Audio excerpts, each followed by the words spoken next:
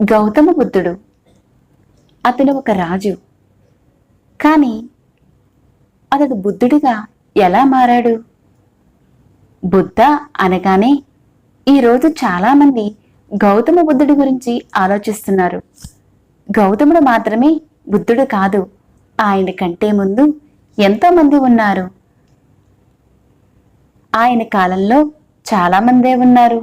ఆయన తరువాత మరికొందరు బుద్ధులు ఉన్నారు. బుద్ధి అనేది ఆయన పేరు కాదు, ఆయన పేరు గౌతమ సిద్ధార్థ. ఆయన బుద్ధుడు అయ్యాడు. భూ అన్న పదానికి అర్థం బుద్ధి. ఎవరైతే తమ బుద్ధికి అతీతులవుతారో వారు బుద్ధులు. గౌతముడి పేరు వినగానే ఎంతో ఆనందం అనిపిస్తుంది. గౌతమి పేరు వినని వాళ్ళంటూ బహుశా ఈ ప్రపంచంలో ఎవరూ ఉండరేమో. ఎందరో బుద్ధులు ఉన్నారు, కానీ ఆయన పేరు మాత్రం కలకాలం నిలిచిపోయింది. ఆయన కలిగించిన ఆధ్యాత్మిక చైతన్యం అంత గొప్పది. బహుశా ఆయనే ఈ మొత్తం భూమి మీద ఎంతో విజయవంతమైన ఆధ్యాత్మిక బోధకుడు అయి ఉండొచ్చు. ఆయన జీవిత కాలంలోనే ఆయన దగ్గర 40,000 మంది సన్యాసులు ఉండేవారు. ఈ సన్యాసుల సేన ఆధ్యాత్మిక చైతన్యాన్ని సృష్టించడానికి బయటికి వెళ్లారు. ఆయన కొత్తగా ఏదీ చేయలేదు, కానీ సమాజానికి పనిచేసే విధంగా ఆయన ఆధ్యాత్మికతను అందించారు. గౌతముడి బాల్యం గురించి ఇప్పుడు తెలుసుకుందాం. గౌతముడు ఒక చిన్న రాజ్యానికి యువరాజు. ఆయన పుట్టినప్పుడు ఒక యోగి ఇలా చెప్పారు. అదేమిటంటే, ఆయన అయితే ఒక గొప్ప సార్వభౌముడు అయినా అవుతాడు, లేదా ఒక గొప్ప తాపసి అయినా అవుతాడు అని. ఆయన ఈ జోస్యం చెప్పినప్పుడు గౌతమ తండ్రి ఎంతో ఆనందపడ్డాడు. ఆయనకు గౌతముడు గొప్ప తాపసి కావడం ఇష్టం లేదు. ఈయన గొప్ప సామ్రాట్ కావాలని ఆశించాడు. ఒకవేళ బాధను దుఃఖాన్ని చూసినట్లయితే ఒక తాపసిగా మారవచ్చు అని తండ్రి అనుకున్నాడు. గౌతముడిని ఎప్పుడూ విలాసాలు, మంచి ఆహారం, బట్టలు ఇలా పెంచసాగాడు. అతనికి 19 సంవత్సరాల వయసు వచ్చినప్పుడు తండ్రి ఆయనకు ఎంతో అందమైన యువతితో వివాహం చేశాడు. వారిని ఒక రాజ్యభవనంలో మిగతా సమాజం నుండి దూరంగా ఉంచాడు. అక్కడ కేవలం విలాసాలు, వినోదాలు మాత్రమే ఉండేవి. ఎటువంటి బాధలను చూసే అవకాశం లేదు. ఒకరోజు గౌతముడు నగరంలో సంచరించాలి అని అనుకుని తన సంచారానికి తీసుకువెళ్ళమని రథసారథిని ఆదేశించాడు. ఆయన అలా వెళ్తున్నప్పుడు ఒక వృద్ధులని చూశాడు. అప్పటి వరకు తన జీవితంలో వృద్ధులను ఆయన చూడనే లేదు. ఆయన తండ్రి వీటన్నిటి నుండి ఆయనను దూరంగా ఉంచాడు.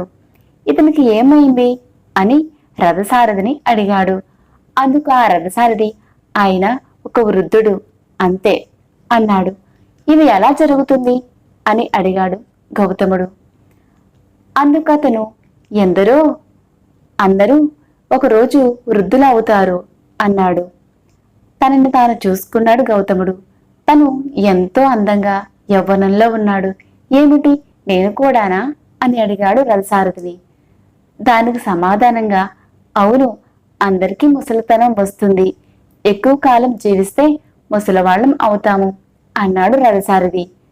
నేను కూడా ఆ విధంగా అవుతానా అని ఒక వాస్తవాన్ని తెలుసుకున్నాడు. ఆ తరువాత ఒక మనిషి పడుకుని ఉండడం చూశాడు. అతను ఏదో జబ్బుతో బాధపడుతున్నాడు, లేవలేకపోతున్నాడు, ఎంతో బాధలో ఉన్నాడు.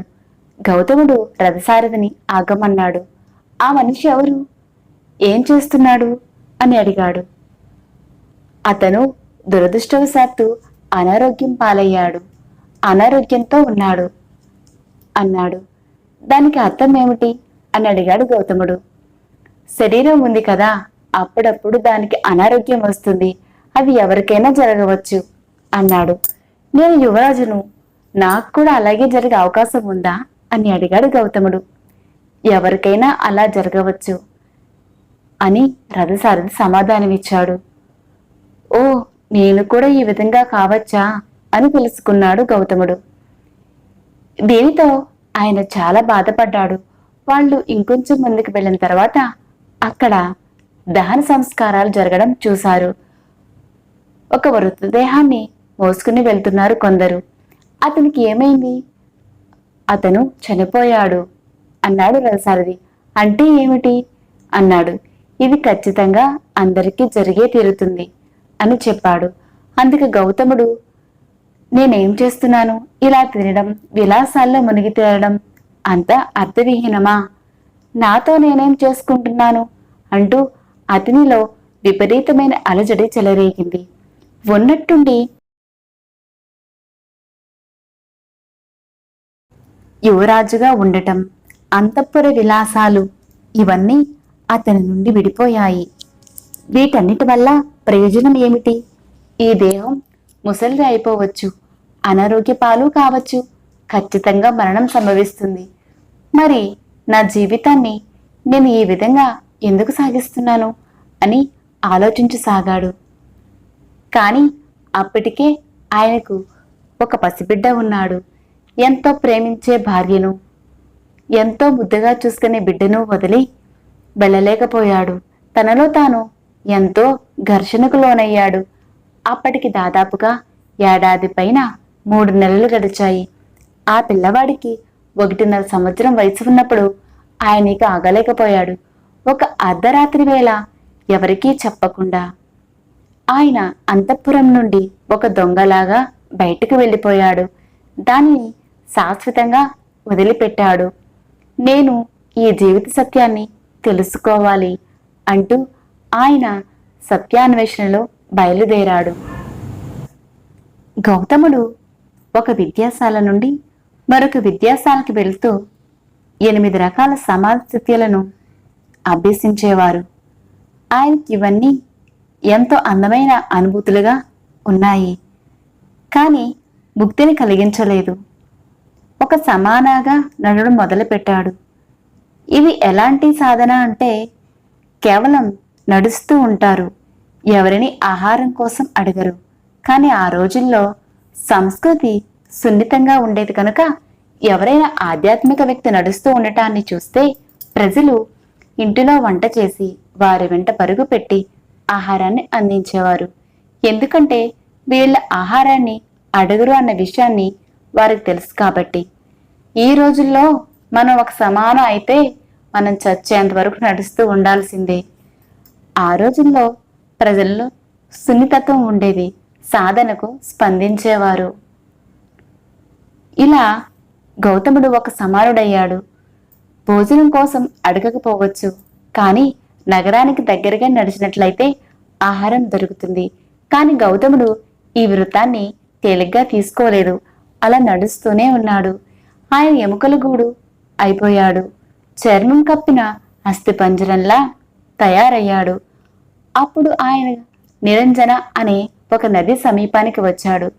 అందులో సుమారు 18 నుండి 20 అంగుళాల నీరు మాత్రమే ఉంది. ఆయన అందులో అడుగు పెట్టాడు. నది మధ్యలో ఉన్నప్పుడు ఆయనకు నది దాటే శక్తి లేకపోయింది. ఆయనకు తర్వాతి అడుగు తీసుకోవడం కూడా తగిన శక్తి లేదు. కానీ ఆయన అలా వదిలిపెట్టే మనిషి కాదు కదా. అక్కడ ఒక ఎండిపోయిన చెట్టు కొమ్మ ఉంది. ఆయన దాన్ని అలా పట్టుకుని నుంచున్నాడు. ఎంతకాలం? 2 నిమిషాలైనా ఉండవచ్చు. కానీ నీరసంగా ఉన్నప్పుడు ఆ 2 నిమిషాలే 2 సంవత్సరాలు అనిపిస్తాయి కదా. అలా పట్టుకుని ఉన్నప్పుడు ఆయనకు ఇది తెలిసింది. నేను దేనికోసం కృషి చేస్తున్నాను? ఈ దేశాటన దేనికోసం చేస్తున్నాను? ఒక విద్యాశాల నుండి మరొక విద్యాశాలకు అది ఇది నేర్చుకుంటూ అసలు నేను దేని గురించి వెతుకుతున్నాను అని అప్పుడు ఆయనకి తెలిసొచ్చింది. నిజానికి ఉన్నది ఏదీ లేదు. ఈ జీవం సాగుతోంది. నేను చేయవలసిందల్లా అనుభూతి చెందడానికే ఏవైతే ఆటంకాలు ఉన్నాయో వాటిని తొలగించుకోవడం మాత్రమే అని. గౌతముడు ఏ విధంగా బుద్ధుడు అయ్యాడో ఇప్పుడు తెలుసుకుందాం. ఆయనకు సర్వం తనలోనే ఉన్నాయన్న జ్ఞానం కలిగినప్పుడు వెతికేందుకు ఎక్కడికి వెళ్ళాల్సిన పని లేదు అని తెలియగానే ఆయనకు ఆ తర్వాతి అడుగు తీసుకోవడానికి ఉన్న పళంగా శక్తి వచ్చింది. ఆయన నది దాటిన ప్రస్తుతం ఎంతో ప్రసిద్ధమైన బోధి చెట్టు కింద కూర్చున్నాడు. ఆ రోజు పౌర్ణమి.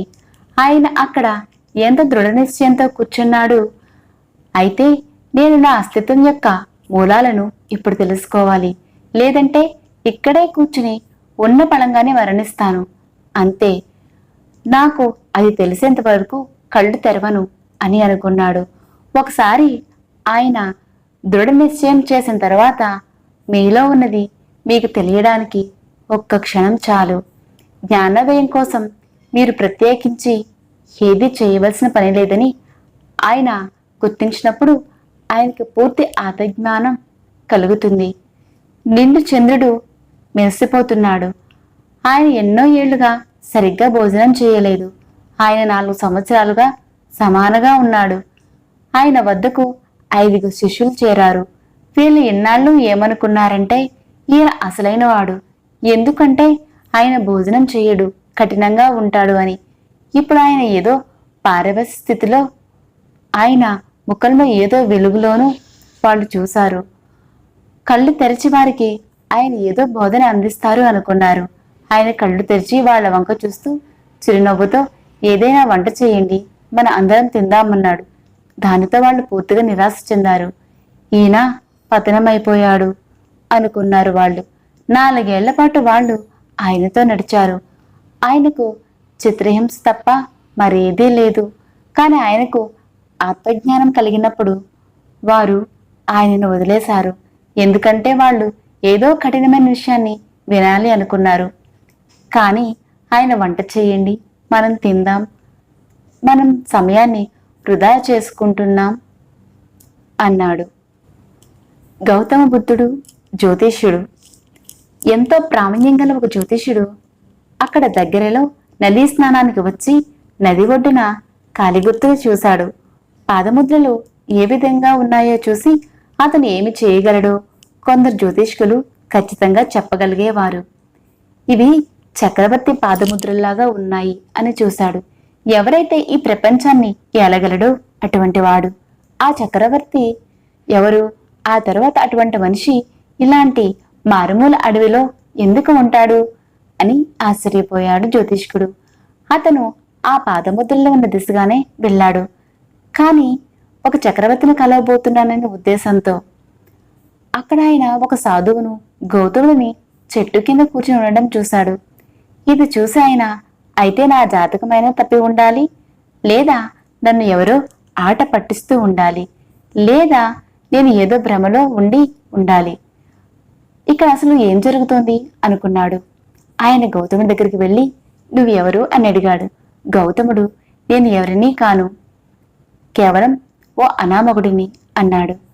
కాని నీకు ఒక చక్రవర్తి పాదాలు ఉన్నాయి, నువ్వు ఈ ప్రపంచాన్ని జయించాలి అన్నాడు. గౌతముడు, అది నేను చేస్తాను, కానీ యుద్ధం ద్వారా కాదు అన్నాడు.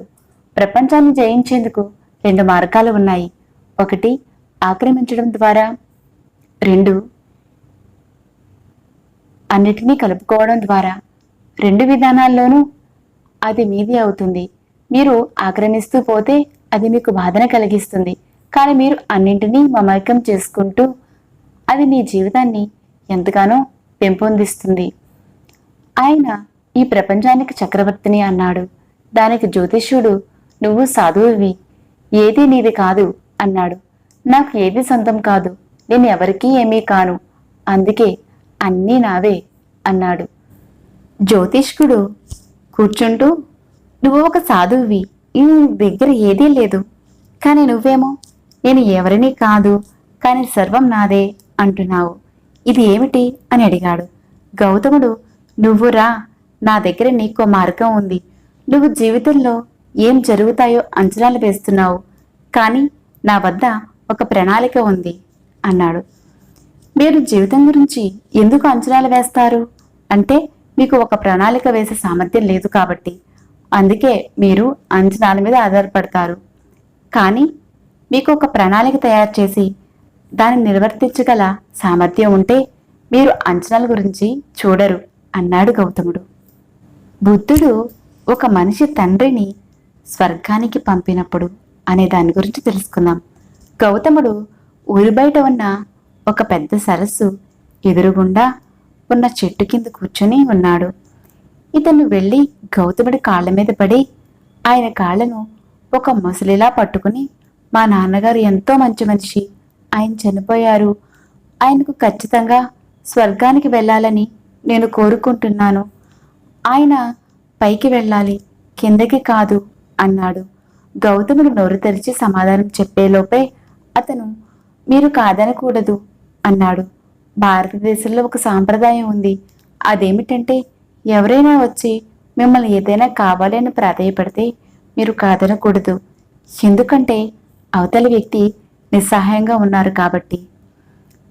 మీరింకా ఒప్పుకోక తప్పదు. ఇక గౌతముడు, సరే నువ్వు ఒక పని చెయ్యి. నువ్వు ఇంటికి వెళ్ళి ఉదయం 4 గంటలకు నదిలో స్నానం చేసి ఒక మట్టి కుండ తీసుకుని అందులో సగం వరకు రాళ్లతో నింపు, మిగతా సగం వెన్నతో నింపు. దానిని ఒక గుడ్డతో కట్టి ఇక్కడికి తీసుకురా. నీ తండ్రికి మనం ఏం చేయగలము చూద్దాము అన్నాడు. తండ్రిని స్వర్గానికి పంపించడానికి చిన్న కుండ అయితే సరిపోతుందా? అతను ఆ ఊర్లో ఉన్న అతిపెద్ద కుండను తీసుకువచ్చాడు. దానిని సగం రాళ్లతో నింపి మిగతా సగాన్ని వెన్నతో నింపి గట్టిగా కట్టాడు. ఎంతో బరువుగా ఉన్న ఆ కుండను చాలా కష్టపడి అతను మోసుకుని వెళ్ళి గౌతముడు ఎదురుగుండా నిల్చున్నాడు. గౌతముడు అతన్ని చూసి ఇలా అన్నాడు, ఆ చెరువు చుట్టూ 3 సార్లు తిరిగిరా. దీనినే ప్రదక్షిణ అంటారు. దీని వెనుక ఒక శాస్త్రం ఉంది. కానీ ఈ రోజుల్లో ప్రజలు దీన్ని హాస్యాస్పదం చేసి అన్నింటినీ చుట్టి 3 సార్లు తిరుగుతూ ఉంటారు. గౌతముడు అతనితో వెళ్ళి ఆ చెరువు చుట్టూరా 3 సార్లు తిరగమన్నాడు. అతని బరువైన కుండను మోసుకుంటూ చెరువు చుట్టూ 3 సార్లు తిరిగాడు. అతను తిరిగి గౌతముడి దగ్గరికి వచ్చి నిల్చునేసరికి అతని పని సగం అయిపోయింది. గౌతముడు అతని పరిస్థితిని, అతని పట్టుదలని గమనించాడు. గౌతముడు అతనితో, నువ్వు నీ ఛాతి వరకు నీళ్లు వచ్చేలాగా నీళ్ళలోకి దిగమని చెప్పాడు. అతను నీళ్ళలోకి వెళ్ళాడు. మెల్లిగా కుండను నీటిలోకి వదిలేయి అన్నాడు. కుండ నీటిలో మునిగిపోయింది. గౌతముడు ఒక దుడ్డు కర్ర తీసుకుని అతని వైపు విసిరి అతనితో ఇలా అన్నాడు, ఈ కర్రను తీసుకును, ఇప్పుడు ఒక్క వేటితో లోపల ఉన్న కుండను పగలగొట్టాలి. కుండ నీటి లోపల ఉంది. అతను చాలా అలసిపోయి ఉన్నాడు. ఈ పని చేయడం అతనికి కష్టమే, కానీ అతని తండ్రి స్వర్గానికి వెళ్తాడు. అందుకని అతను అక్కడ నుంచుని సిద్ధమయ్యాడు. ఆ మనిషి అతనికి తెలిసిన దేవుళ్ళందరినీ తలుచుకుని శ్వాస బిగబెట్టాడు. అప్పుడు గౌతముడు, నువ్వు దీన్ని ఒక్క దెబ్బతో పగలగొడితే రాళ్లు పైకి తేలి వెన్న కిందకి పోతుంది. అప్పుడు మీ నాన్నగారు స్వర్గం చేరుకున్నట్లే అన్నాడు. ఒక్క పెద్ద దెబ్బతో ఆ కుండ పగిలిపోయింది. వెన్న పైకి తేలింది. అపరాధం చేసినట్లుగా అతన్ని చూసి, వెన్న పైకి తేలింది, ఇప్పుడేం చెయ్యాలి అన్నాడు. గౌతముడు, అయితే ఆయన చేరుకోలేదు అన్నాడు. రాళ్లు పైకి తేలాలి, కానీ వెన్న పైకి తేలింది. ఆ మనిషి పూర్తిగా నిరుత్సాహంతో, నిస్పృహతో ఉన్నాడు. అతను వెనక్కి తిరిగి నడవడం మొదలుపెట్టాడు. అతను నీళ్లలో నుంచి బయటికి రావడం మొదలుపెట్టాడు. అతని బుర్ర పనిచేయడం మొదలుపెట్టింది. అతను గౌతముడి దగ్గరికి వచ్చి, మీరు వెన్న మునిగిపోతుంది, రాళ్లు పైకి తేలతాయి అన్నారు. అసలు అది ఎలా సాధ్యం? ఇది ప్రకృతి ధర్మానికి విరుద్ధం కదా. రాళ్లు మునిగిపోతాయి, వెన్న మాత్రమే తేలుతుంది. మీరు నన్ను మోసం చేశారు అన్నాడు. అప్పుడు గౌతముడు, ఓ, ఇప్పుడు నీకు ప్రకృతి ధర్మాలు తెలుస్తున్నాయా? ఇక సమస్య ఏముంది? మీ నాన్నగారు వెన్న వెంట వారైతే పైకి వెళ్తారు, ఒకవేళ ఒక రాయి లాంటి వారైతే కిందికి పోతారు. ఇందులో నేను చేయగలిగింది ఏముంది? ఇంకా నువ్వు చేయగలిగింది ఏముంది? నువ్వు చాలా అలసిపోయావు, ఇంటికి వెళ్ళి పడుకో అన్నాడు. గౌతమ బుద్ధుని జీవిత చరిత్ర గురించి మరికొన్ని విషయాల్లోని మరొక వీడియోలో తెలుసుకుందాం.